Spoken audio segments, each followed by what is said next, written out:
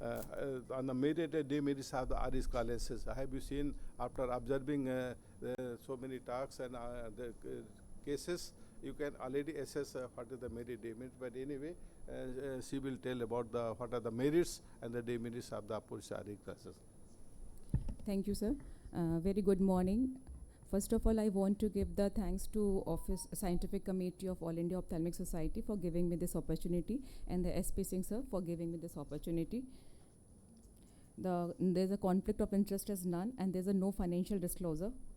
According to the NPCB VI, during the cataract surgery, the prevalence of complication rate is 1.2%, and out of which the prevalence of posterior capsular rent varies from 0.5 to 5%. That is, depends upon the surgical techniques, depends upon the experience of the surgeon, and depends upon the cases. As you saw, there were so many of the complicated cases, and patient factor too. The prevalence of large capsular rent varies from 0.5 to 2%. These are the cases where it is not possible to put the lens either in the bag or in the sulcus. So these are the patient we generally leave the patient aphakic. So if the patient is aphakic, the visual disturbances can lead to the blurred vision, glare, sensitivity, difficulty in depth perception, and all these visual incapabilities lead to frustration, anxiety, and dissatisfaction. There's a very limited corrective measures are available in the form of glasses, contact lenses, and intraocular lenses. Where sight meet innovation, the aphakic lenses redefine the vision. These are the different options are available in the cases of aphakia. These are the angle supported lenses, iris claw lenses, and different type of the scleral fixated lenses. These is the algorithmic approaches for the selection of IL in the presence of, in the absence of posterior capsule and absence of intact anterior capsule with a sufficient amount of iris tissue. The ICL is a choice. This is a comparative table between the ACIL, ICL, and SFIL. They showed the potential complications are more with the ACIL and the SFIL, and the risk of glaucoma is also more with the ACIL and SFIL, while there's a very less risk with the iris claw lenses. And it is also, as you saw so many complicated cases shown by the sir, these lenses are very much suitable for the complicated cases, complex cases. The grip the future of vision with the iris claw lenses. These are the aphakic intraocular lenses designed for implantation on the eye without capsular support. Then the claw-shaped haptic system is a unique of this iris claw lenses, which is enclavated onto the mid-peripheral of iris and providing the stable fixation. First iris claw lenses was described by the Epstein in 1954, and first iris fixated lens was implanted by Kohler in 1960. And presently what the lenses we are using, it is a modification of the iris claw lenses, which is implanted by the Wurst in 1971, and these are known as the Artinson's lenses. Generally, these iris claw lenses are fixated in the mid-peripheral part of the iris stroma, which is less vascularized and less reactive. So the iris physiology and shape of the pupil is not altered.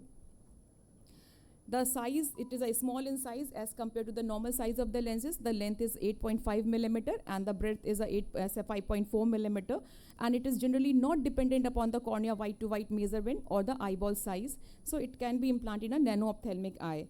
But the only drawback is it is a rigid Palma lenses. So the size of incision is about the at least more than 5.4 millimeter. We can reduce the surgically induced astigmatism by this for this iris claw lenses. We can make the scleral pocket incision which induce less astigmatism. Now we come to the position of the lenses. We are gradually shifting the position of ICL from the antipupillary to the retropupillary, results in improved function because now it is more towards the physiological position. The optimization of the design is a second part that is called the concavo-convex, result in reduced complication like iris chafing, inflammation, and pupillary block. The lack of proximity with the corneal endothelium and iris fixated lenses, especially the RPICL, have less corneal involvement, but the large size of the ACIL could damage the cornea, and corneal endothelium causes a corneal edema, endothelial decompensation, and pseudophakic bullous keratopathy. It can be used as a primary procedure because of the short learning curve. ICL implantation is easy to place and require iris inclination in a very less time, so it can be done as a primary procedure, especially in the patient of this PK.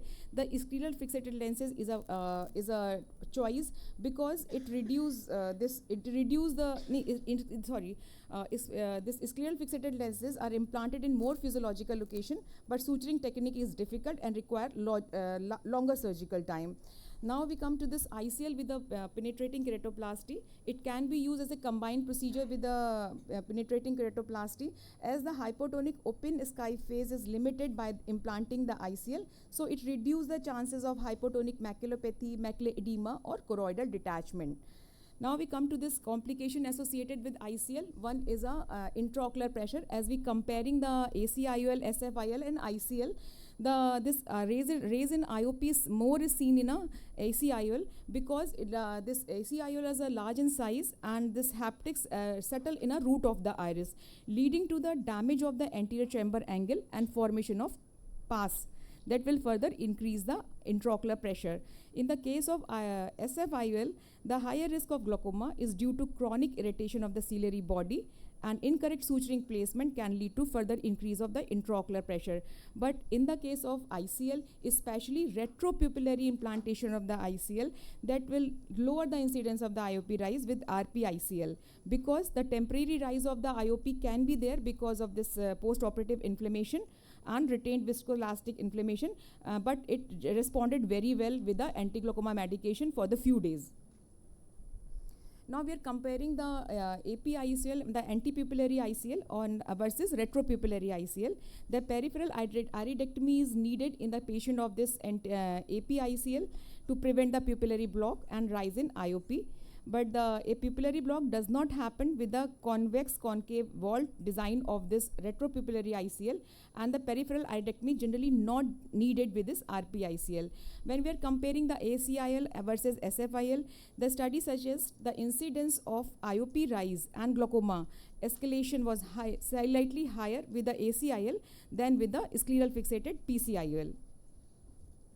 The iris inclination done in the mid-peripheral part of the iris, which has got a lower blood perfusion and less reactive. So iris atrophy is reported in a 24% of the retropupillary iris claw implantation that can lead to this disinclination.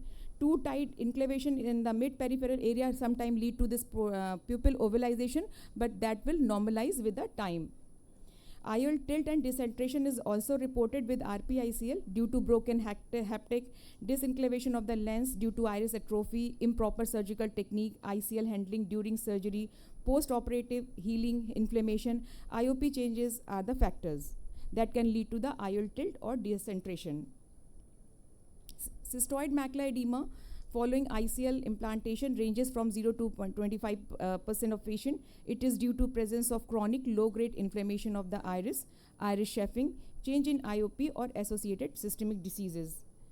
So ICL implantation is a condition where ACIOL are the contraindicated and inadequate angle support, congenital angle abnormalities, anti-segment trauma, uncontrolled glaucoma, a very shallow anterior chamber, the nano-ophthalmic eye. These are the conditions where we can plan the this iris claw lenses.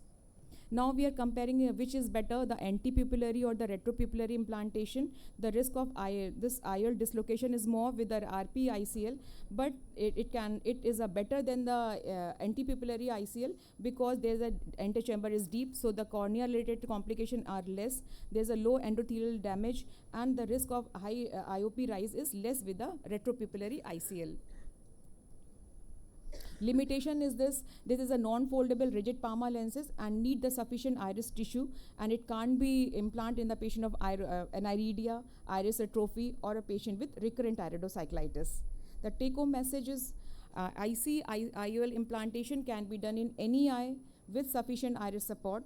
Dilatation and constriction of the pupil is not affected. RP-ICL provide better stability and lower the risk of IOL tilt or dislocation as compared to scleral fixated lenses. Minimum endothelial cell loss with IC-IOL and anterior to the iris or can be retrofixed. Minimum chance of raised intraocular pressure. Thank you. Thank you so much, Dr. Aparajita, for such a nice presentation. You have already covered the merit, demerits of all the options. So already you have left the audience to decide which option is better. Thank you so much. Thank you, sir.